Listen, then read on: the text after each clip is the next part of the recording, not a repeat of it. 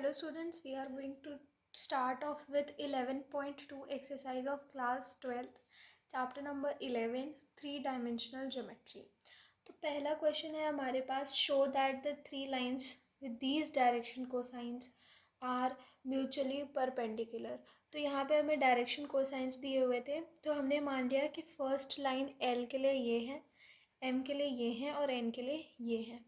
तो ये क्या हो गया हमारे पास, ये L1 हो गया, ये L2 हो गया, ये L1 हो गया, ये M1 हो गया, ये N1 हो गया, ये L2 M2 N2 और ये L3 M3 N3 हो गया। ठीक है, अब हमें पता है कि अगर लाइंस म्यूचुअली परपेंडिकुलर होती है तो उसके लिए कंडीशन क्या होती है, उन दो लाइंस के जो कॉरेस्पॉन्डिंग डायरेक्शन कोसाइंस है उनका प्रोडक्ट का सम ज़ीरो आना चाहिए। ठीक है, तो हम एक एक करके दो दो लाइंस को लेकर के सॉल्व करेंगे। ठीक है, तो सबसे पहले मान लीजिए हमने एल और एम को लिया। ठीक है, तो L1 इंटू L2 करेंगे, यानी कि 12/13 into 4/13 plus -3/13 into 12/13 plus -4/13 into 3/13। ठीक है, अभी क्या आ गया, 48/169 प्लस -36/169 माइनस 12/169। ठीक है, तो एलसीएम इन सब का डिनोमिनेटर सेम है, तो ये 169 इधर आ गया हमारा, और 48 माइनस 48 ये क्या हो गया, 0/169 which is equals to 0। It implies L is perpendicular to M. ठीक है, अब फिर हम दोबारा लेंगे फॉर, ये तो एल और एम ले लिया, अब एम एंड एन ले लेते हैं। ठीक है, तो अब उनके डायरेक्शन कोसाइंस देखते हैं। ठीक है, 4/13 into 3/13 plus 12/13 into -4/13 plus 3/13 into 12/13। ठीक है, अब इनका एलसीएम ले लेंगे, तो 169 तो डिनोमिनेटर में सब में सेम ही है। ठीक, 12 माइनस 48 प्लस 36, अगेन ये हमारा ज़ीरो आ रहा है। ठीक है, अब फॉर एल एंड एन। ठीक है, अब इससे हमें क्या पता चलता है, M is perpendicular to N. ठीक, अब लास्ट कंडीशन देखते हैं एल और एन के बीच में। ठीक है, तो यहाँ पे 12/13 इंटू 3/13 माइनस माइनस प्लस हो जाएगा, तो ये हो जाएगा 12/13, यहाँ पे 3 और 4 हमें दिए हुए थे, और -48/13, अगेन यहाँ पे 36, डिनोमिनेटर में 169। ठीक है, 36 plus 12 minus 48 is equals to 0। It implies L is perpendicular to N. ठीक है, इससे हमें क्या पता चलता है, it implies lines L M and N are mutually perpendicular.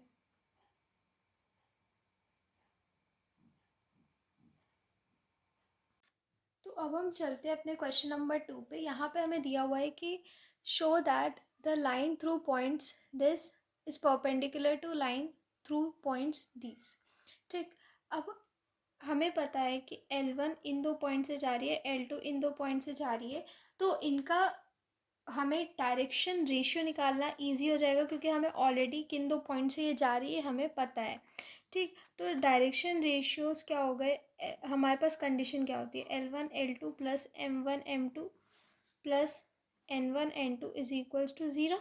ठीक, अब ये तब कंडीशन फुलफिल होती है जब ये दो लाइंस क्या होती हैं, आपस में परपेंडिकुलर होती है, तो हमें ये शो करना है।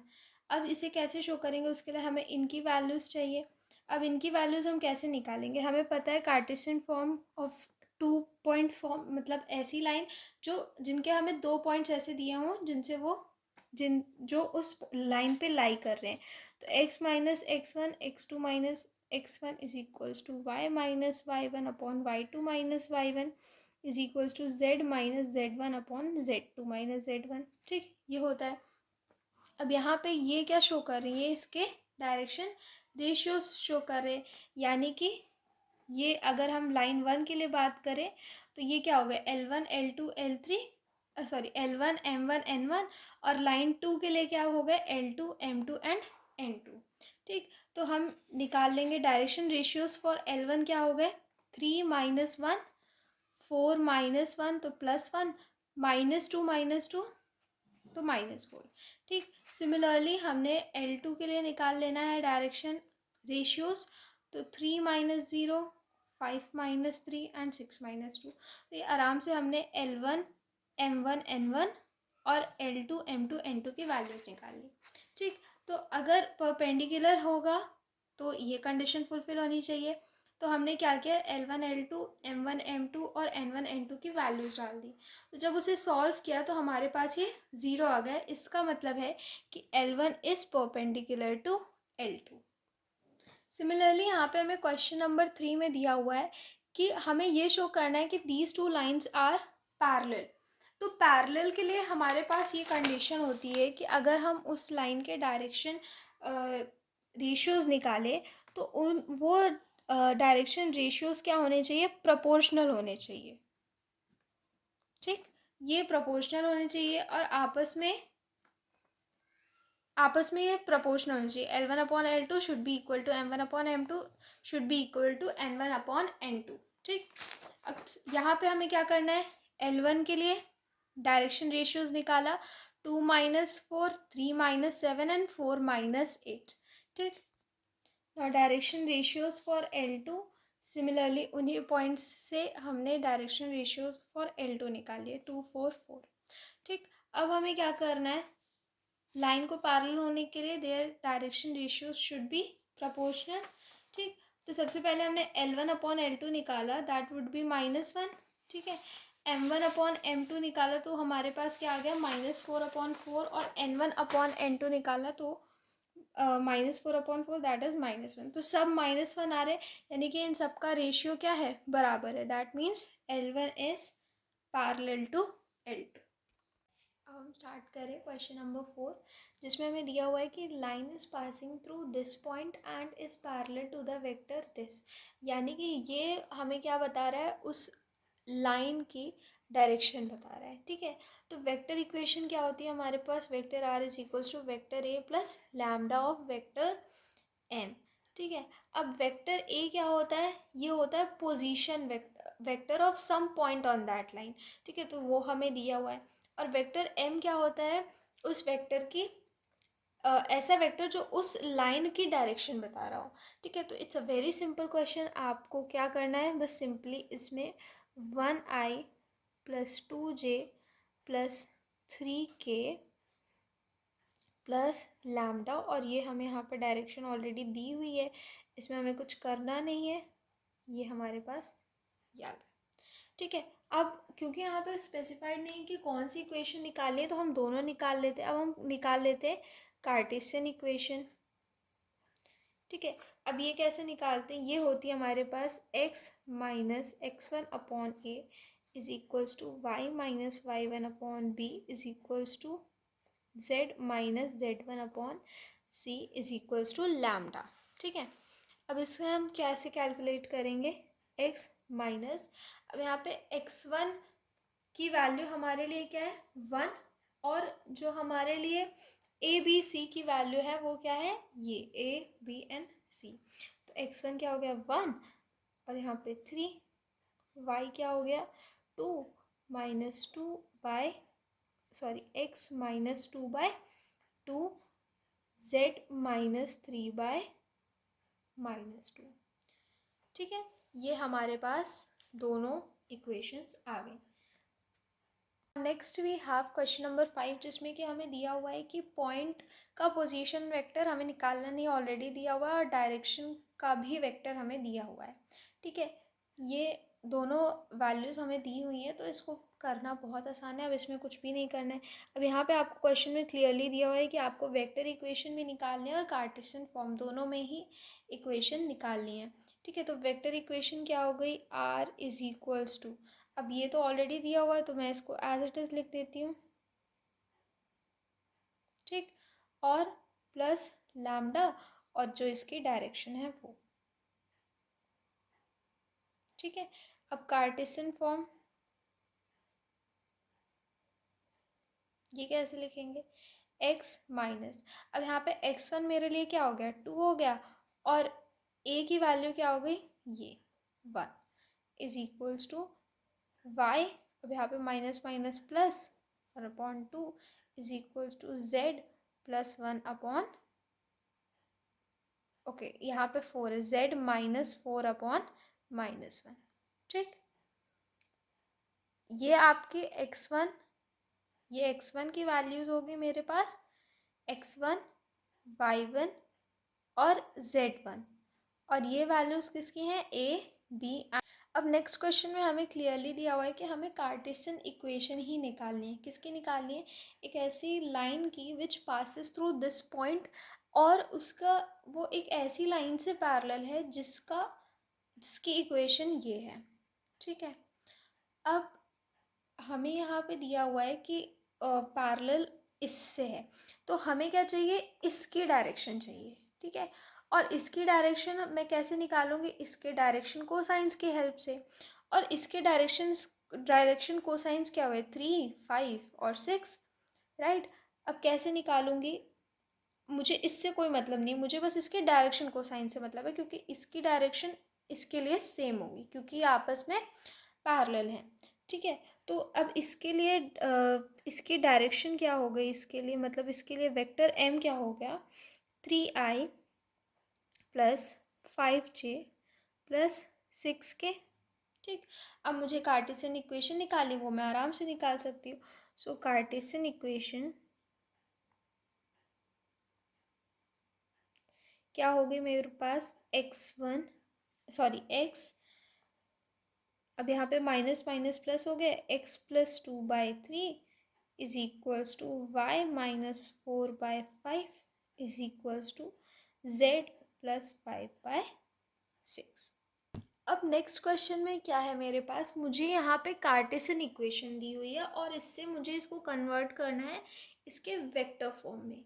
ठीक है, तो अब वेक्टर फॉर्म के लिए मुझे इसके डायरेक्शन कोसाइंस की हेल्प से वेक्टर m की वैल्यू निकालनी है। तो वेक्टर m क्या हो जाएगा मेरे पास, 3i plus 7j plus 2k।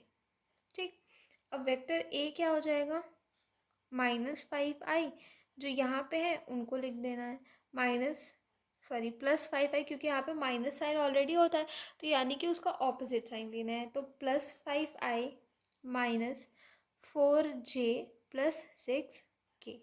तो अब मैं इसका वेक्टर फॉर्म लिख सकती हूँ कैसे,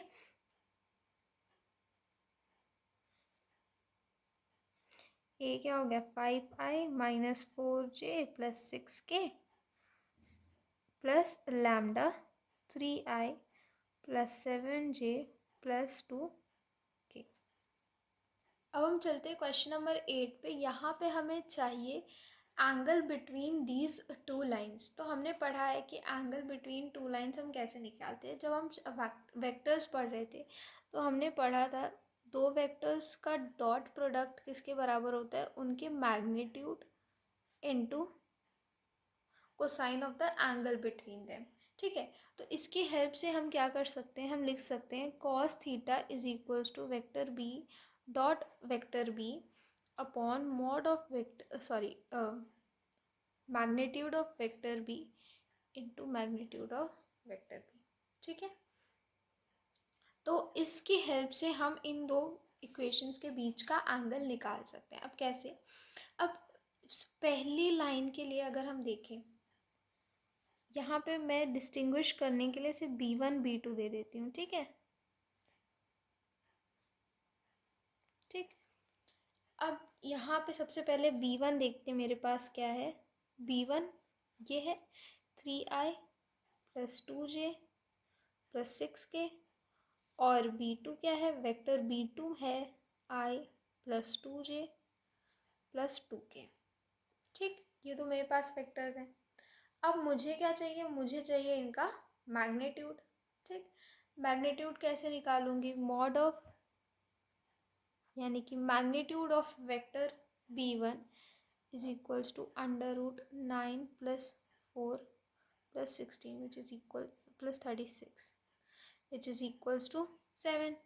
और B2 वेक्टर का under root 1 plus 4 which is equals to 3। ठीक, आ गया।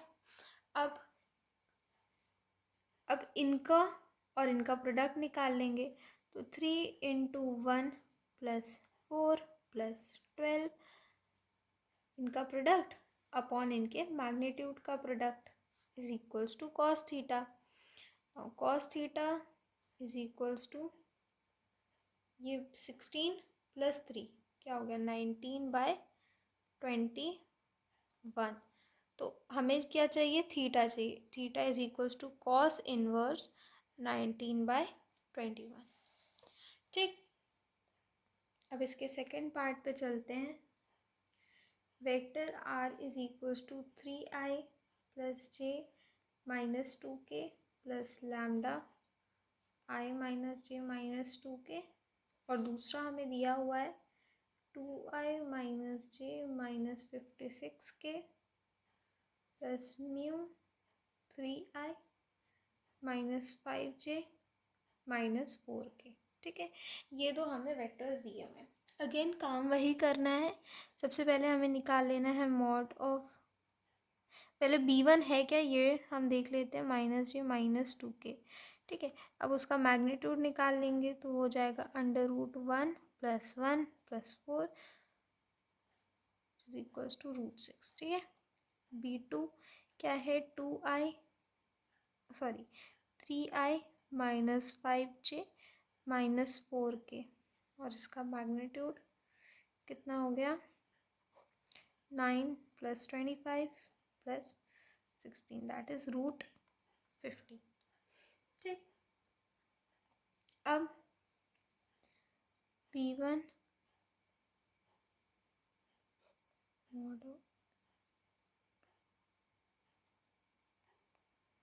ठीक, अब इसको मल्टीप्लाई कर लीजिए 4 plus 5 plus 8 upon root 6 into root 50 which is equals to cos theta.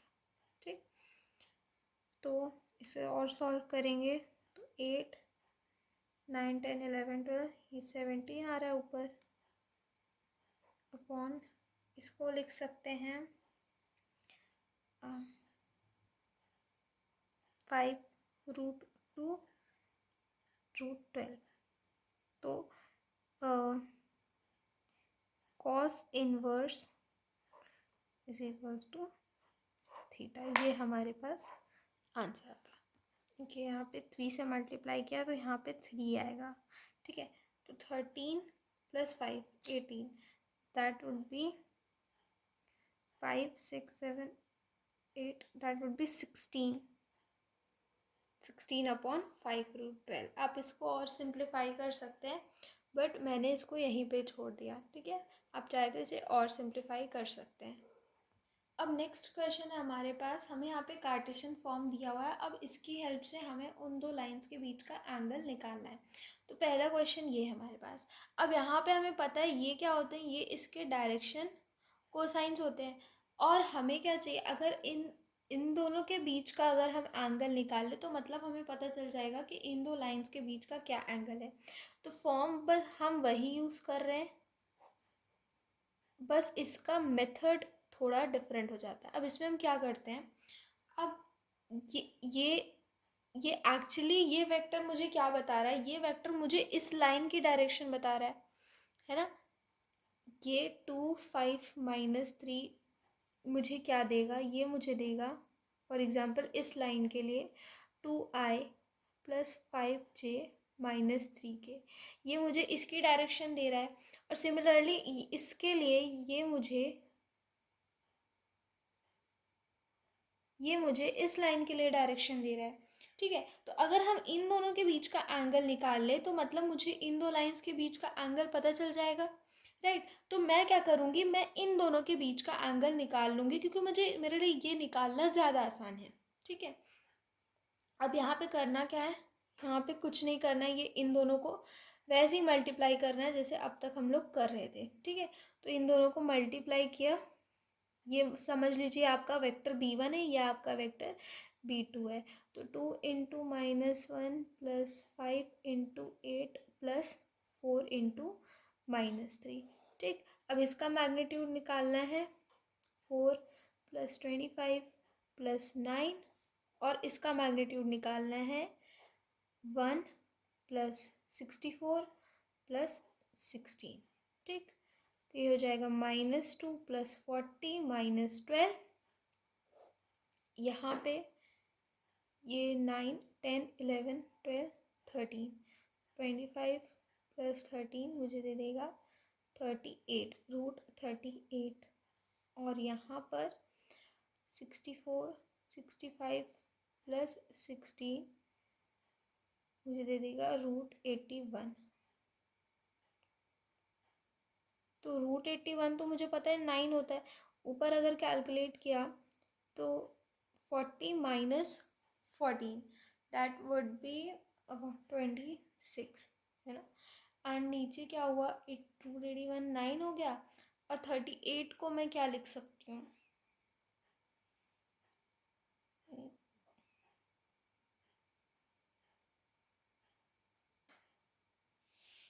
38 को एज इट इज़ रहने देते हैं। तो ये मेरे पास आ गया cos थीटा। तो थीटा क्या हो गया, cos इनवर्स 26/9 √38। अगली इक्वेशन मुझे दी हुई है x/2 = y/2 = z/1 और x - 5/4 y - 2/1 z - 3/8। अब इससे मुझे ये पता चल रहा है कि इसका ये ओरिजिन से पास हो रही है क्योंकि इसका एक पॉइंट जो है वो ज़ीरो है। खैर हमें उससे कोई मतलब नहीं, हमें तो इसके डायरेक्शन को साइंस से मतलब है, ठीक है। तो यहाँ पे b1 मेरे लिए क्या हो गया, 2i + 2j + 1k, और b2 क्या हो गया, 4i + 1j + 8k, ठीक। अब इसका मैंने मैग्नीट्यूड निकाला तो आ जाएगा 9 = 3, और इसका निकाला तो आ जाएगा 16 + 1 + 64 दैट वुड बी 81। हाँ 81 दैट वुड बी 3, ठीक। अब अगेन b1 × b2 निकाला तो cos theta = 8 + 2 + 8 upon 21, that would be 16 + 2 is 18, 18/21, that is 3 6 are 18, 3 7s are 21. So theta = cos inverse 6/7, okay, 9 3s are 27 होता है। So 27, तो 6 3s are 18, 6 9s, that would be 2/3, not 6/7, that will be 2/3। Next हमें दिया हुआ है कि find the value of p so that these two lines are at right angles, यानी कि हमें ये कंडीशन दी हुई है कि L1 is perpendicular to L2, ठीक है। तो अगर L1 L2 के परपेंडिकुलर है, यानी कि इसका मतलब है कि b1.b2 = 0 डिग्री, ठीक। इससे हमें ये भी पता चलता है कि L1 L2 + m1 m2 + n1 n2 = 0, ठीक है। इस पे बेस्ड हमने एक ऑलरेडी एक क्वेश्चन कर लिया है। तो अब हम इसी का यूज़ करके p की वैल्यू निकालते हैं, क्योंकि ये तो हमें पता है कि ये तो ज़ीरो ही आने वाला है, ठीक। तो इसको मल्टीप्लाई किया तो ये हो जाएगा 9p, फिर इसको मल्टीप्लाई किया तो ये हो जाएगा 2p, और इसको मल्टीप्लाई किया तो ये हो जाएगा 10 = 0। ये हो जाएगा 11p + 10 = 0। Now next we will move to question number 10 और यहाँ पे हमें दिया हुआ है कि हमें p की वैल्यू निकालनी है for which these two lines are perpendicular to each other. लेकिन क्वेश्चन को करने से पहले हमें ये चेक कर लेना होता है कि क्या ये जो फॉर्म है ये अपने स्टैंडर्ड फॉर्म में है या नहीं। तो ये अपने स्टैंडर्ड फॉर्म में नहीं है बिकॉज जो एक्स वाई जेड होते हैं इक्वेशन में उनका कोफिशिएंट हमेशा वन होना चाहिए। तो इसमें और इसमें तो इट्स करेक्ट, पर बाकियों में हमें थोड़ा चेंज करना पड़ेगा। ठीक है, तो फर्स्ट केस में देखते हैं 1 - x/3। इसमें मैं अगर -1 को कॉमन ले लूँ यानी कि x-1/-3, तब मेरा x का कोफिशिएंट 1 हो जाएगा। सिमिलरली नेक्स्ट में मैं 7 को कॉमन ले लूँ तो y-2/2/7p, और ये तो मेरा सही फॉर्म है। ठीक, नेक्स्ट में मुझे अगेन -7 को कॉमन लेना पड़ेगा तो x-1/-3/7p इज इक्वल्स टू, ये सही है और यहाँ पे मैंने -1 को कॉमन ले लिया। तो अब मेरा जो फॉर्म है वो स्टैंडर्ड फॉर्म बन गया। अब ये कह रहे हैं कि इन दोनों के बीच का एंगल जो है वो 90 डिग्री है, यानी कि vector b1 dot vector b2 मुझे क्या दे रहा है, 0 दे रहा है। ठीक, cos 90 0। अब इससे मुझे ये भी पता चलता है L1 L2 plus M1 M2 plus N1 N2 is equals to 0, यानी कि इनकी डायरेक्शन कोसाइंस। ठीक, अब यहाँ पे मेरे पास सिंपली ये डायरेक्शन कोसाइंस दिया है, मुझे इनको मल्टीप्लाई करना है और वैल्यू निकालनी है। तो अगर मैं इसको मल्टीप्लाई करूँ तो मेरे पास आएगा 9/7p प्लस 2/7p प्लस यहाँ पे ये 2 है। ठीक, तो -10 इज इक्वल्स टू 0। ठीक, अब इसका मैं सम निकाल लूँ तो ये हो जाएगा 11p/7 इज इक्वल्स टू 10। तो p की वैल्यू मेरे पास आ गई 70/11। नाउ इस क्वेश्चन में हमें शो करना है कि these two lines are perpendicular to each other. तो रिक्वायर्ड कंडीशन क्या होती है, किसी को भी किन्हीं दो लाइन्स को परपेंडिकुलर होने के लिए L1 L2 plus M1 M2 plus N1 N2 क्या होना चाहिए, 0 होना चाहिए। तो इसका प्रोडक्ट निकाला -10 और +3। ठीक, इज इक्वल्स टू 0 आ रहा है। It implies the two lines are perpendicular.